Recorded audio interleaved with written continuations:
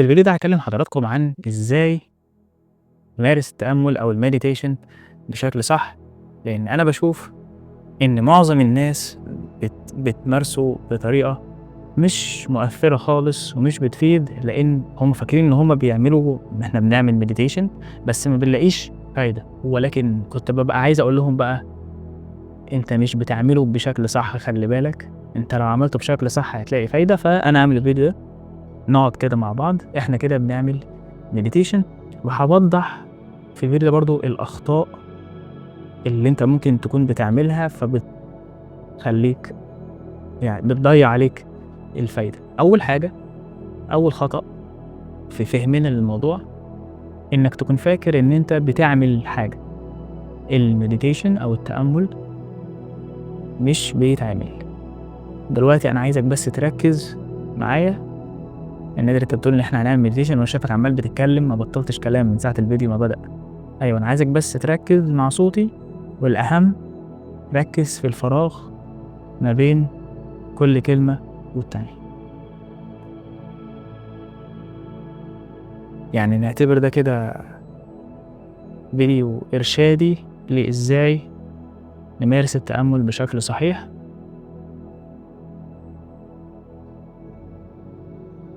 وتاني بافكّرك إنك تتخلّى عن فكرة إن أنت بتعمل حاجة. لو أنت فاكر إن أنت بتعمل meditation فأنت كده بتطبّقه بشكل غلط أو بتعمله بشكل غلط. الموضوع كده عامل زي إنك عشان تعمل meditation هو إنك ما تعملش حاجة.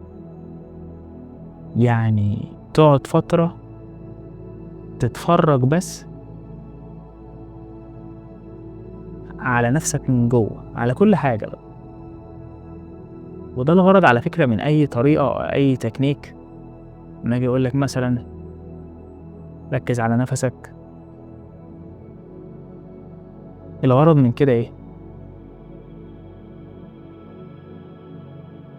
أنت عشان تركّز على نَفْسك هتبُص جوّه، هتبُص على طريقة التنفس. بعد ما كان وعيك وتركيزك سارح عمّال ينجذب، الأفكار تشدّه من هنا ومن هنا ومن هنا ومن هنا ومن هنا ومن هنا، ده عكس الحالة اللي إحنا بنسعى لها. عكس الحالة دي من التشتُّت والجري ورا الأفكار. يبدأ أقف في اللحظة دي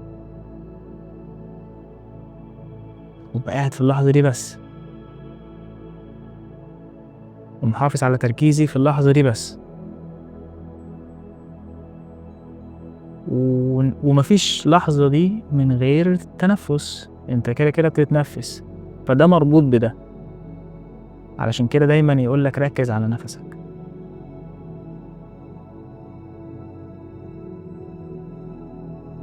مش محتاج تتحكّم فيه، راقب نَفَسك بس، هو هيبقى بطيء لوحده. أول ما تركّز على نَفَسك هيبقى بطيء لوحده.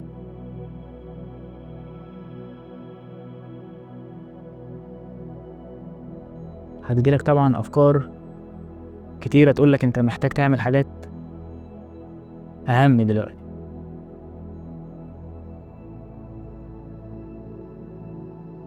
وأنت عندك الاختيار. أسمع كلام عقلي وأقول له آه صح أنت عندك حق، أنا عندي حاجات أهم،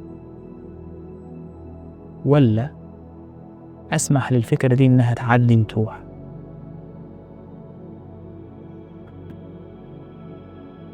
حاسس بجذب عقلك لانتباهك؟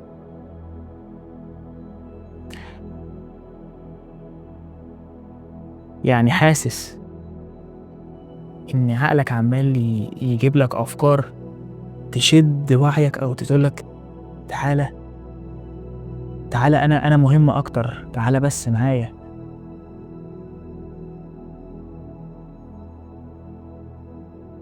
لو لو أنت واصل لمرحلة وعي كافية هتبدأ تشوف الفكرة دي وهي بتظهر جواك، ويبقى عندك الاختيار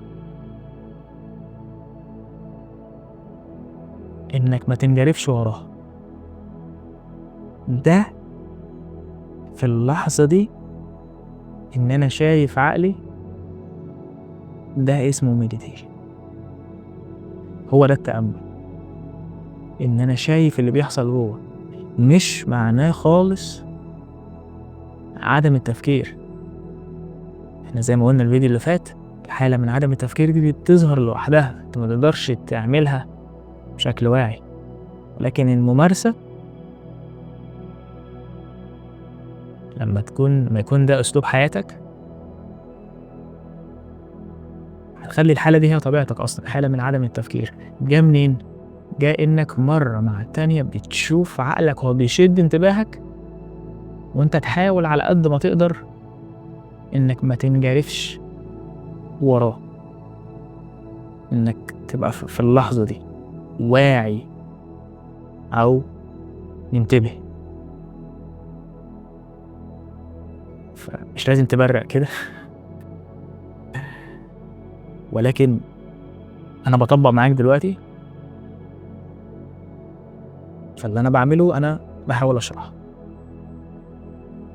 عشان أنا عايزك تلاقي فايدة في الموضوع، لأن طبعا دي فايدة رهيبة. أنت استحالة، أول فايدة للمديتيشن أو التأمل لو أنت بتطبقه صح، استحالة يكون عندك أي ألم نفسي.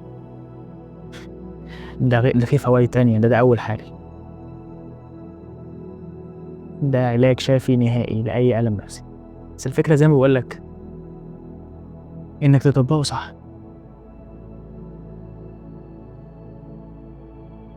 حاجة تانية ممكن تضيع عليك الفايدة،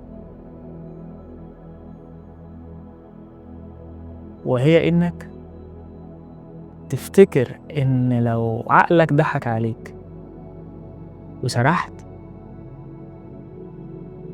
فجأة كده فوقت قلت إيه ده أنا سرحان بقالي فترة، الأفكار قدرت إن هي تستحوذ على عقلي، ما تشوفش ده هزيمة، ده جزء من التدريب.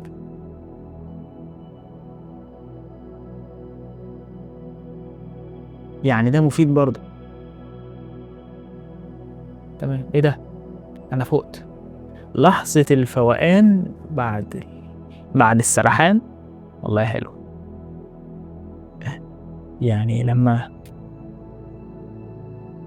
تلاقي نفسك سرحت في أفكارك فترة وفجأة تفوق تقول إيه ده أنا هركز تاني، هرجع تاني لحالة الانتباه أو الوعي. حالة الرجوع دي هي اللي فيها المادة الفعالة.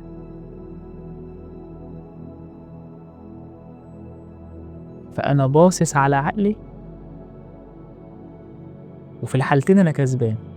لو أنا فضلت شايف براقب عقلي والحمد لله مركز وشايف الأفكار اللي عمالة تظهر في دماغي ومش بنجرف وراها، بشوفها بس من بعيد، إحساس طالع ببص عليه من بعيد براقبه. لو أنا فضلت في الحالة دي ومركز، أنا دلوقتي زي ما بقولك مع الممارسة بتبقى في حالة من خلاص مفيش أفكار بتظهر في دماغي. لكن ممكن لو أنت أفكار على طول لقيتها بتهجم عليك وأنت قدرت محافظ على انتباهك، تمام، أنت كده تستفيد، كده وعيك بيعلى. ولو أنت بتشوف الفيديوهات، الوعي ده بيعمل بقى معجزات. لما وعيك يبقى عالي خلص مشاكل كتير، تبدأ بقى تحصل لك روائع جديدة في حياتك على حسب وعيك بيعلى قد ايه. فالحالة دي من مراقبة العقل أو مراقبة المشاعر أو مراقبة اللي بيحصل جوه بشكل عام، الحالة دي هي اللي هتعلي الوعي. طب لو عقلك ضحك عليك والإيجو أو لقيت نفسك ارتبطت بالعقل فجأة وخفت وسرحت في حاجة، جاتلك فكرة سلبية فمشيت وراها، السر إنك ما تشوفش إن دي هزيمة، لأ بالعكس أنت تفرح إنك هترجع تاني مرة تانية. بالتالي ده مش يأس بقى اللي هو أنا فشلت في التدريب، لأ ده هو ده التدريب، إن أنا هارجع تاني فأنا كسبان برضه.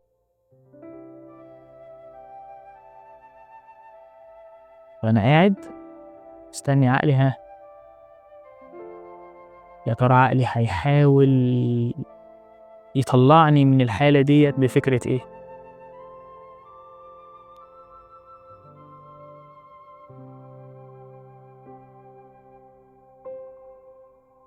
ومستنيه يطلعني من الحالة دي، لأنه هيحاول يطلعني من الحالة دي، لأن عقلنا وجسمنا مش متبرمج إنه يحب الحالة دي، لأن في الحالة دي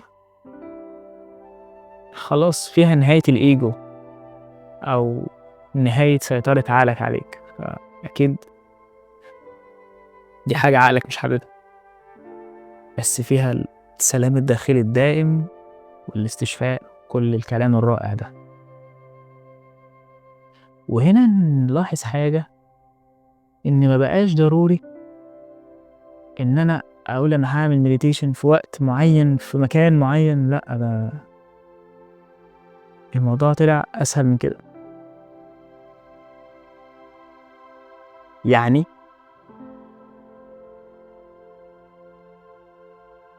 أنا ممكن وأنا بعمل أي حاجة أعمل مديتيشن، ممكن أبقى في الحالة دي وأنا بمارس حياتي خارجيا عادي خالص، بس من المنطقة دي أنا ممكن أكلم أي حد، بعمل أي حاجة وأنا مركز على طريقة دخول الهواء في جسمي، طريقة الخروج، حركة جسمي سواء مع النفس أو سواء حركة جسمي خلال اليوم بشكل عام.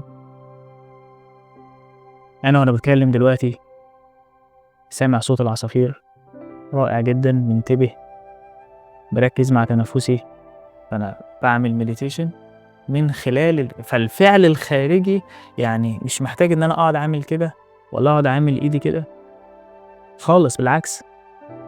ولما تتعمق أكتر في الموضوع هتكتشف إن لما أدمج التأمل في الحياة اليومية أو في الأفعال اللي أنا بعملها في حياتي اليومية، ده بيكون أكتر فاعلية بكتير، غير لما أقعد أعمل كده ده بيبقى أسهل، فبالتالي أقل فايدة. فلما تعرض لنفسك لضغط أو تعرض نفسك لحاجات تمنع أو تشد انتباهك أو تمنع إنك تقعد في حالة التركيز أو الانتباه دي، حتى لو الحاجات دي المثيرات دي قدرت إن هي تتغلب عليك أو تستحوذ على انتباهك، بس أنت المحاولة نفسها مفيدة، إنك تقول أنا هاشتغل من المنطقة دي أيًا كان شغلي إيه. منطقة أقصد بيها إن أنا مركز على طريقة تنفسي.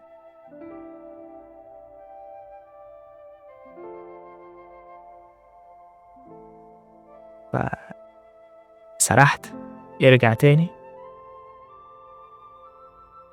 مرة والتانية هتلاقي نفسك بقى دي حالتك العادية، بقى اليوم كله عبارة عن مديتيشن. مع الوقت هتلاقي نفسك بقيت تحب القعدة لوحدك، ما بتهربش منها. يعني لو أنا عندي مثلا 5 دقايق مستني حاجة وظهر إحساس من الخوف أو القلق أو التوتر وأنا عايز أقوم أعمل أي حاجة أو ورايا حاجات كتير، هنا بقى مع التدريب مع الوعي تبدأ تلاحظ أيوة بس أنا شفت بقى التوتر وهو طالع، شفت الفكرة اللي ملهاش لازمة، الفكرة السلبية اللي هتخليني مش مبسوط وهي ملهاش لازمة أصلا، فشايفها من بعيد، لأ مش مضطر إن أنا أنجرف وراها وأقعد أسيبها تدور وتلف في دماغي مرة مع التانية وتعيد نفسها تاني، أفكار تكرارية ملهاش لازمة، بس عقلك متبرمج عليها متعود. فجأة بقى مع الممارسة تلاقي يبدأ عقلك يتبرمج على الوضع الجديد اللي هو إيه؟ هو أنا مش بفكر لوحدي ومش بفكر أفكار مقلقة،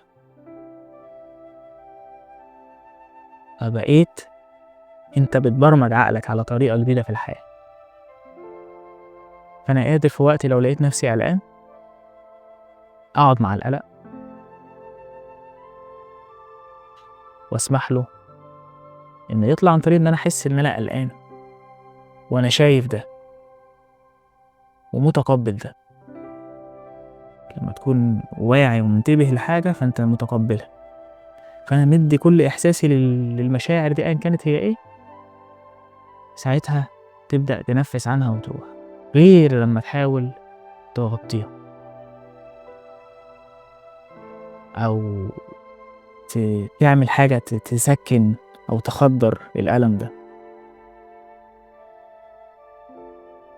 جرب التدريب ده فترة، وجربي التدريب ده فترة وانتي بتذاكري وانتي في المطبخ لو انتي يعني خلي الحالة دي هي الوضع العام، وبعمل أي حاجة في الحياة من خلالها. يوم مع التاني هنبدأ نتغير، نبقى أشخاص تانية أكتر وعيا، والحياة أسهل علينا، هنبدأ نفهم حاجات وتقابلنا معلومات نطبقها فتسهل علينا حياتنا أكتر.